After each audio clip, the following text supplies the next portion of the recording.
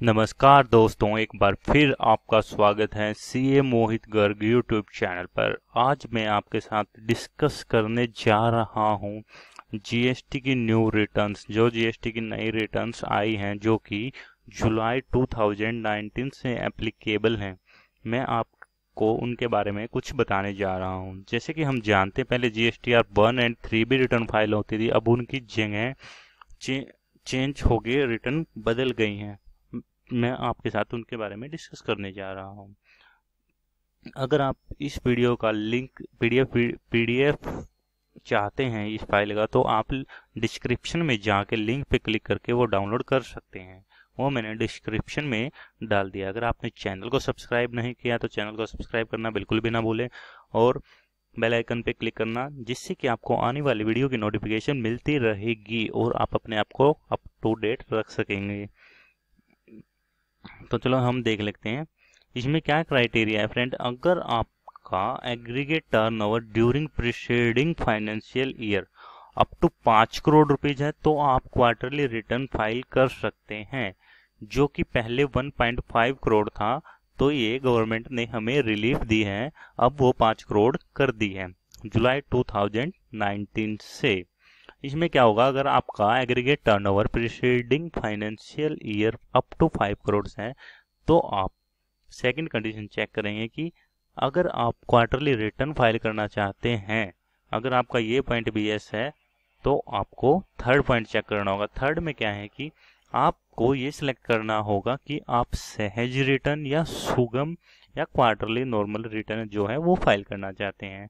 अगर आप सहज वाली क्राइटेरिया में आते तो आप इसको यस कर सकते हैं। अगर आप यहाँ सुगम वाली क्राइटेरिया में आते तो आप इसको यहाँ यस करेंगे, अदरवाइज आपको यहाँ करेंगे ही, क्योंकि क्वार्टरली ये नॉर्मल रिटर्न है जो कोई भी फाइल कर सकता है जिसका aggregate turnover up to 5 crore है in preceding financial year.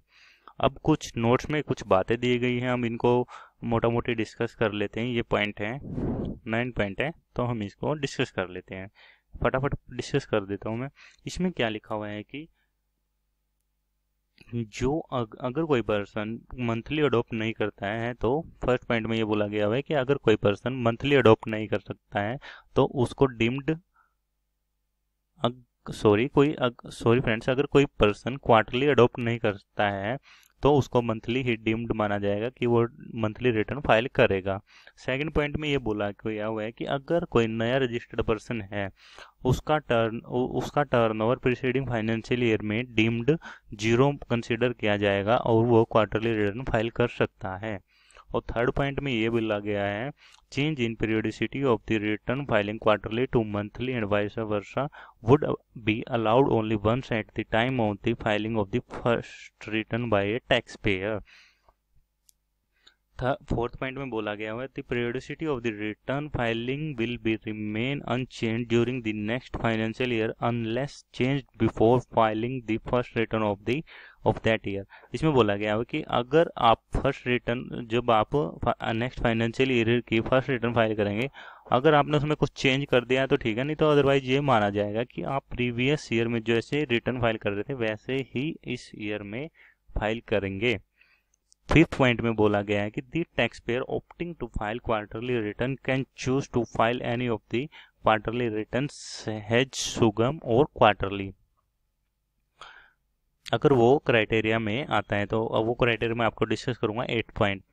Tax payer filing return quarterly normal, जो नॉर्मली क्वार्टरली रिटर्न फाइल कर रहा है, मीन्स ना तो वो सहज कर रहा है ना वो सुगम, वो नॉर्मली रिटर्न फाइल कर रहा है और वो स्विच ओवर करना चाह रहा है सुगम या सहज पर, तो वो फाइनेंशियल ईयर के बिगिनिंग में ही सिलेक्ट करना होगा उसको, अदरवाइज वो नहीं स्विच ओवर कर सकता। और अगर वो सेकेंडली ये बोलता है, tax payer filing return as Sugam can switch over to Sahaj once in financial year at the beginning of any quarter, ये एनी क्वार्टर में चेंज कर सकता है। और tax payer filing return as Sahaj can switch over to Sugam और quarterly and tax payer filing return Sugam can switch over to quarterly normally more than once in a financial year at the beginning of any quarter. Okay friends, 8th point में क्या बोला हुआ है कि जो सहज return file कर रहा है वो सिर्फ बिजनेस टू कंज्यूमर ही सप्लाई कर सकता है आउटवर्ड, और उसकी इनवर्ड सप्लाई जो है वो सिर्फ रिवर्स चार्ज होनी चाहिए। Such tax payer can't make supply through e commerce operator, जिसमें कि टैक्स कलेक्शन करना होता है under section 52। Such tax payer shall not take credit on missing invoice, missing invoice का उसको इनपुट टैक्स नहीं मिलेगा।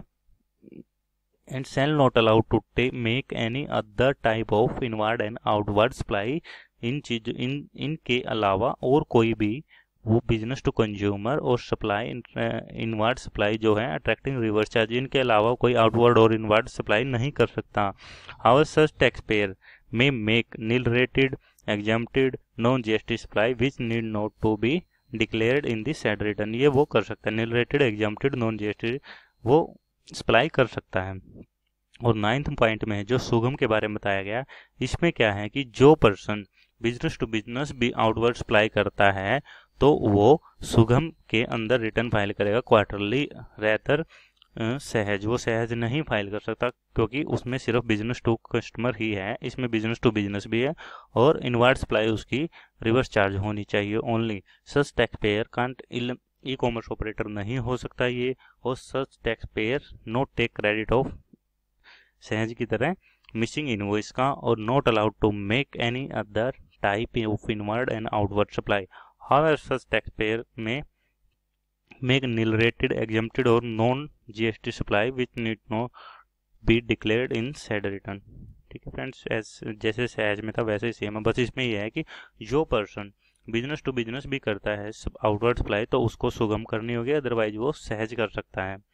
और 10th में यह है कि tax payer opting to file monthly return or quarterly normal return shall be able to declare all type of outward supply, inward supply and take credit on missing invoice। Okay friends, तो हमने ये देख लिया सहज कौन file कर सकता है। सहज जो बिजनेस टू कंज्यूमर सप्लाई करता है और इनवर्ड अट्रैक्ट करते हैं रिवर्स चार्ज में, और ना ही वो ई कॉमर्स ऑपरेटर है और मिसिंग इनवॉइस का उसको इनपुट टैक्स क्रेडिट नहीं मिलेगा, और अदर इनवर्ड और सप्लाई नहीं करेगा, और nil rated exempted non GST supply वो कर सकता है। और सुगम में अगर सहज वाली कंडीशन के साथ अगर वो बिजनेस टू बिजनेस भी सप्लाई करता है तो उसको सहज की जगह सुगम फाइल करनी होगी। अगर वो इन कंडीशन में नहीं आता तो वो और उसका aggregate turnover preceding financial year में अप टू 5 करोड़ है तो उसके पास दो ऑप्शन है, या तो मंथली रिटर्न फाइल कर ले या क्वार्टरली रिटर्न जो कि नॉर्मल है वो फाइल कर ले, उसमें वो ऑल इनवर्ड और आउटवर्ड सप्लाई कर सकता है। थैंक यू फ्रेंड्स वीडियो देखने के लिए। अगर आपको वीडियो अच्छी लगे तो लाइक कीजिए और चैनल को सब्सक्राइब और बेल आइकन पर क्लिक करना बिल्कुल भी ना भूलो, जिससे कि आपको आने वाली वीडियो की नोटिफिकेशन मिल चुकेगी। Thank you friends.